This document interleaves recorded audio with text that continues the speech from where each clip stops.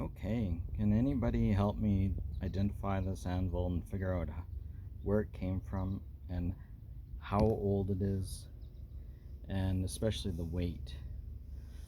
So I've wire brushed it and I was able to find, looks like might be a 2 maybe, and there it looks like there's another 2, and then the 16, and there's some writing up here I've been able to expose. It looks like a P